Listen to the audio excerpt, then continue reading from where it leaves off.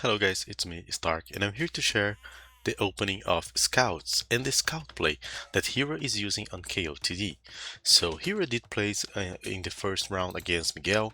After the draft, Hera ended up with some of his best cavalry civilizations, Khmer, Magyar, Mongols, and he has used most of those civilizations extensively on Arabia games. So I'm here to share some of his best practice and how you can actually play like him and why this scout opening is so powerful. So some analysis, explanation, and build detailing. So this is the first game he's playing against Miguel. He's playing as the Khmer against the Huns. So he's the Khmer and he'll actually go full into the food income here. He's not gonna concern himself about going for the wood. So he's scouting the map, has spotted some of his hunt.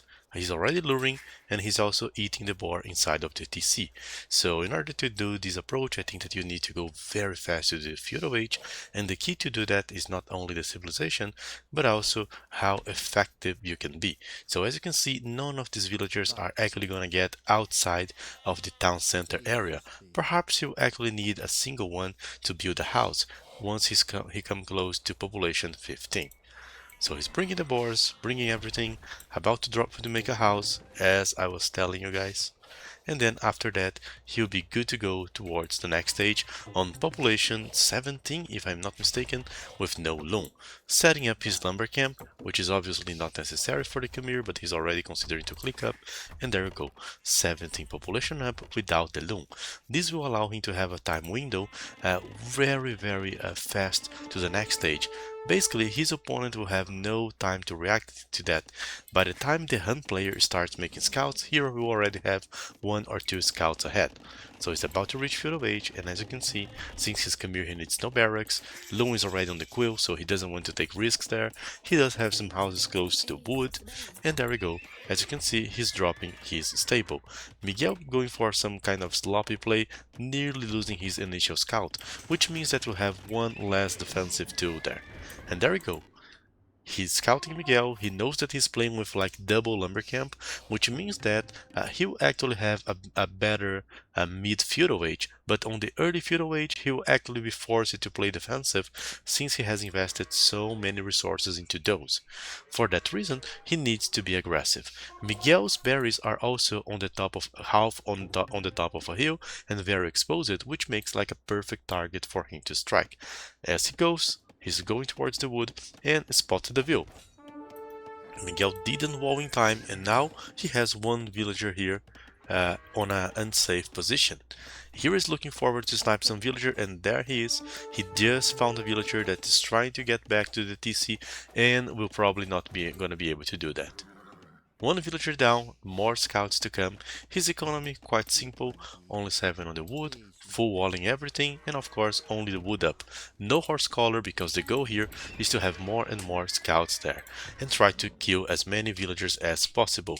A fight with a spear, avoid if necessary, at least on the beginning, but once he has more than 5 or 6 scouts, that's a fight worth taking. But with only 3 scouts, he would most likely lose 1 scout and also lose a lot of HP on other ones.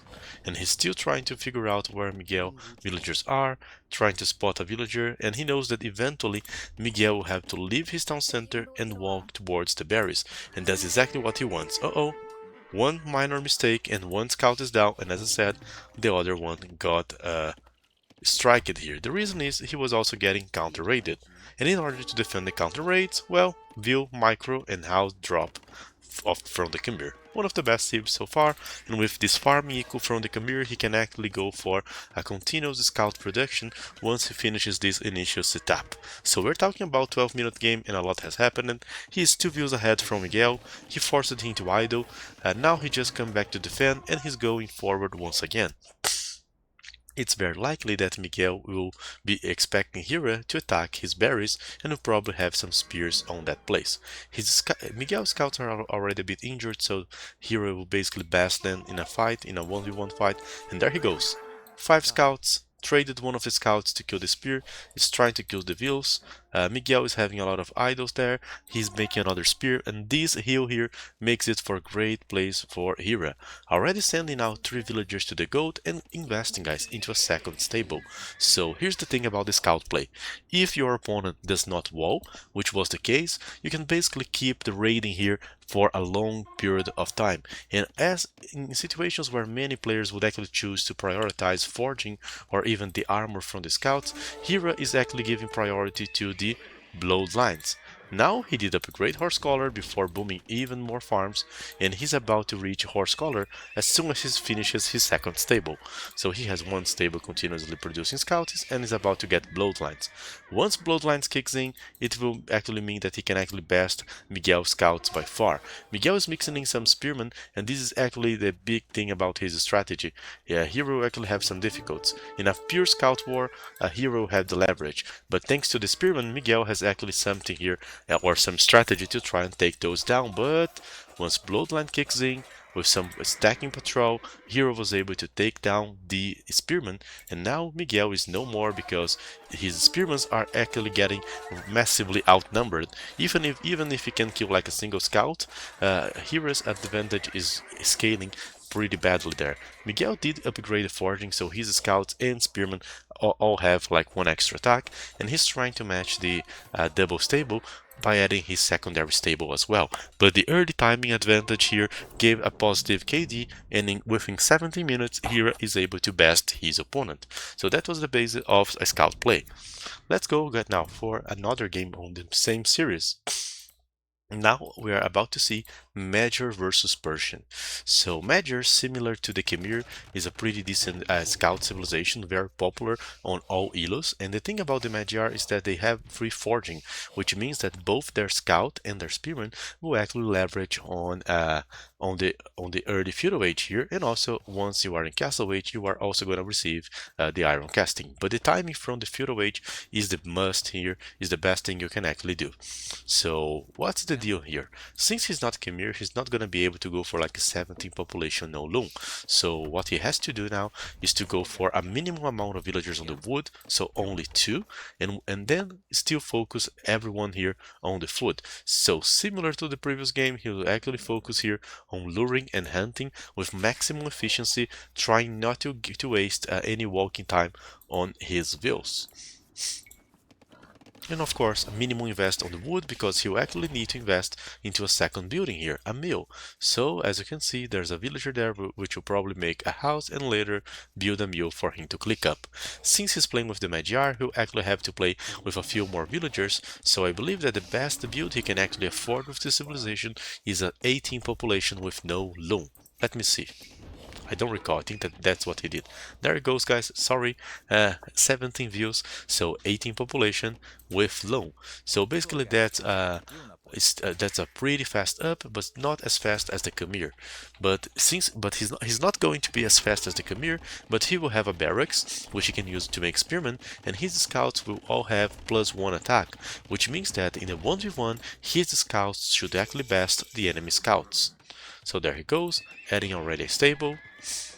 As you can see, he does have a lot of food here on the bank, which means that he can set up a double beat axe as an upgrade and start making multiple scouts once this stable is done. Miguel is already trying to get some walls down here. As you can see, some palisades. Hera does not risk his scout, he's just getting information. Miguel's scouts following him. He did spot Miguel's villagers trying to defend themselves, and he knows the whereabouts of the enemy woodline and also the enemy berries, knowing where he needs to go in order to punish or to hurt his opponent. With that said, we do see multiple scouts being equipped, and guys, once again, as you can see, he's not... Oh, this time he did give priority to Horse Collar. He did have enough resources, so in very fast ups like the Khmer one, he couldn't afford. On this one, he even managed to afford Horse Collar. In case you try to do something like this and you have no resource for both Scouts and Horse Collar, my personal recommendation is Scout Opening should be played aggressive, so go for the Scouts. Unless, of course, you are just doing scouts to wall yourself. In that case, you can even consider going for the horse collar, since your focus is actually into the wall, like the focus from Miguel. As you can see, he's going for an all-around wall, but Hera enters here in the last tile, paying the price of getting hit once by a spearman, and he's actively looking for the enemy here to hurt him. Miguel is yet with only 2 scouts, about to make the third one, while Hera has a continuous production of scouts. I think that's worth remembering that the Magyar scouts are a bit cheaper. You are only paying 68 food for each one of those guys, so they are quite powerful. And there he goes. He does have multiple scouts walking into Miguel's base. Some of Miguel's villagers are already injured because of the initial ratings. There's still an opening here on this part of the map, and Hera is continuously using that. Miguel has 4 scouts, 1 less, but he does have a spearman, so if the Hera actually engages here, this should actually be a good fight for Miguel. Of course, if the spearman is not sniped first. So as the scout guy, there are 2 solutions for him. He will either ignore the spearman or try to snipe it before the fight. What you cannot do, or you cannot risk do, is just patrol against an army of scout and spearmen, because then the spearman will be able to hit your scouts multiple times. But that's not what happened on this scenario. Hero was just able to snipe the 2 spearmen. So the rule here is, guys, you either ignore the spearman, or you make sure that you snipe the spearman at the cost of getting hit like 1, or in the worst case 2 times, and then you go and try to finish off the enemy scouts. And of course, in order to do that, you need a better uptime, because you need to have more scouts than your opponent. 2 spearmen down, and now Hera has started to snipe villagers. There's 1 view out of position, it will probably get sniped. There comes the scouts, but he's still producing a lot of scouts non-stop. He has now set up multiple villagers on the food, and as you guys can see, he's still trying to micro leverage over his scouts, but he's already on the way to the gold, because once he gets the gold, he can go for the bloodlines or even click up to the next stage, like we saw in the previous games. He's still trying to leverage over Miguel. He's still ignoring the TC. So another thing, guys, if you're defending from scouts, this kind of wall towards the town center, it will only be actually pretty decent against infantry and archers, because they are actually very slow. So when you walk under your enemy TC, your enemy is actually gonna hit. But you're facing scouts, they are probably just ignore your walls and get passed by your TC, like Hera is doing. So if you are against scouts, you have to fully wall yourself. Do not underestimate the scouts, because else you are just gonna get raided. Archers wouldn't be able to do the same, because they would actually get hit by the town center. Right now he's ignoring the spearmen. There are way too much spearmen, and he has injured scouts. So he's just looking forward to see if the enemy has any villager that has low HP, but Miguel already lost several views on several scouts and is feeling very hopeless. And as you can see, this was just last game being repeated here. Bloodlines for Hera, second stable, and he will just keep making scouts and raiding. So if you play all open and you do not match your opponent, you are not going to succeed, and this is what Hera is doing. There was also a third game here. On this one he actually used Mongols. I think that this was actually the second game from the series, guys, but this is the third game that I'm showing you. So once again, the same idea here. He's Mongol and he wants to play Scout. His opponent has Chinese, one of the best civilizations in the game. I don't know why Hera did this Chinese go on the draft. Anyway, that said, he's just going for minimal amount of villagers on the wood, so only 2. Going heavy for the hunt, getting both boar and also luring, as you guys can see, and he will actually invest into the mill. The goal here, once again, guys, is to click as fast as possible towards the next age. So he does manage to click here with 16 villagers, so population 17, no loom. This will give him a very fast uptime.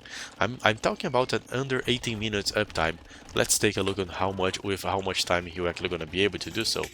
Well, it seems that he actually did this up with the Mongols with 7 minutes and 35 seconds. So despite how fast Miguel is and how effective or how good the Chinese civilization is, unless Miguel has fully walled himself, he will get raided. So if I was playing with the Chinese, okay, he already protected his wood, but honestly, I think that the best thing that the Chinese could be doing so far was to be fully walled with palisades. Something in the lines of Dark, or of what Dark is doing, or when like MBL just used like 4 villagers on Dark Age to fully wall himself. This is the kind of thing that I was actually expecting to be used here. Anyway, there comes Hera. On this game, he's actually setting up some walls, so he is respecting the Chinese player.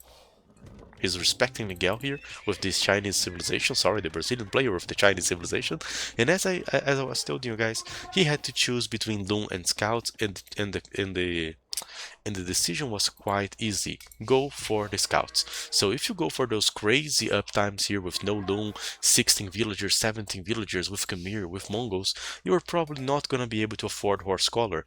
The thing is that I have seen some players doing this build, but they just go for the horse collar and then they cannot make scouts, which makes their fast uptime very useless.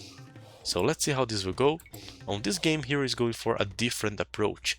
His opponent is also opening with scouts, and he actually wants to transition here into archers. So there, as you can see, there's an archer range, and I'm actually gonna advocate why this is actually a bit difficult to execute. There are some players executing that, but I think that Hero was trying to both wall and go for the archers, and he's actually going to start the archers around 12 minutes.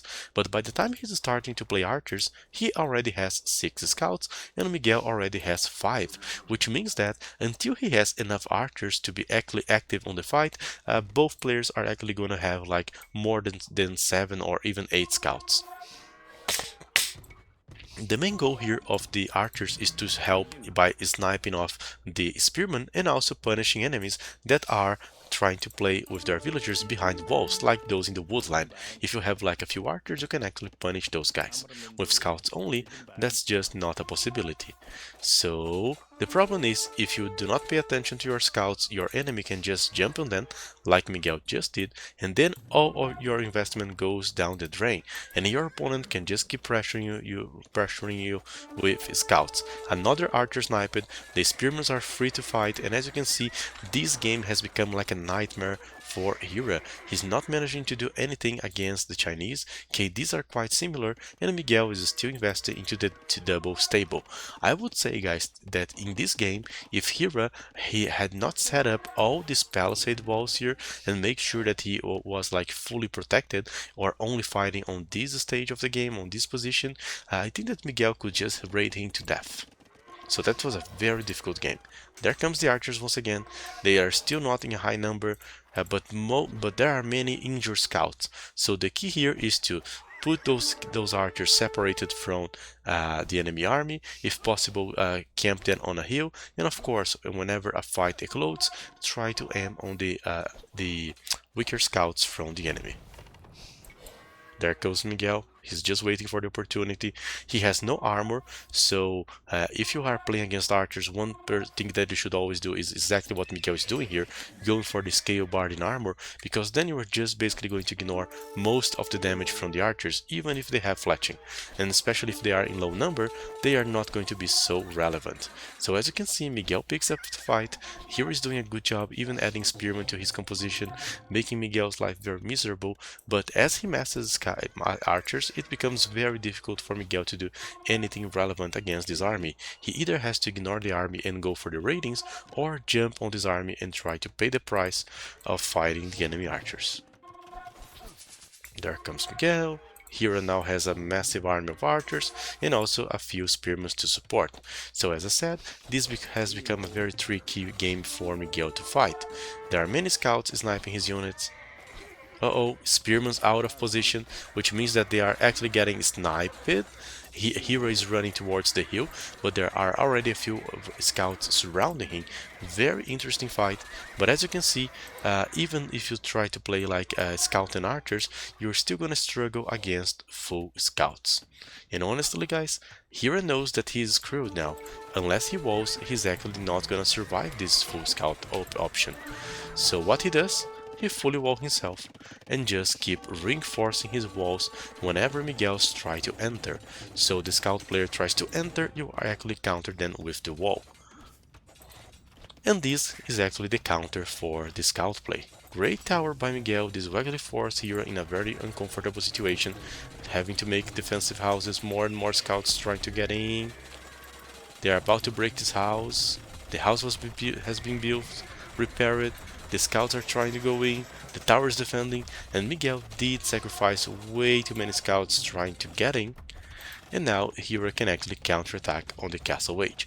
So the downside of trying to play like full scouts like Miguel just did here, guys, is that if your opponent is fully walled, it doesn't matter how many scouts you have, he will just buy himself enough time, go to the castle age, and then best your units using some of his castle age units, like knights, step lancers, camels, cavarters, crossbowmen. There are many options. So the full scout gameplay is good, but in order for it to work, your opponent cannot be fully walled like Hero was. Of course, there are ways to try to pressure and punish your opponent, but as you are seeing in this game, that's not so simple. And right now, with the Mongol Step Lancers, Hero can actually best his opponent and go for a Castle Age approach here. And Miguel calls for the GG. Remember guys, Chinese doesn't have camels anymore. Fighting against step lancers, especially while open, is going to be very difficult. I think that in the three games Miguel did good jobs here with his scout play, but there were some minor mistakes. And I think that the main one was not fully walling himself, especially against in the Magyar game, and also on this game as well. In case he was like already walling himself once he started making scouts, he could have actually leave it and play the Castle Age game. Same can be said about game number 1 with the Huns. Since he didn't wall himself, he invited Hera to double the bet on the full stable and raid him to oblivion. So this guys is the scout opening that Hera has been using here on King of the Desert, and it already has given him 3 games. Very interesting approach. Let's see if you'll actually be forced to play into archers, cavarters, or anything like that in the next sets.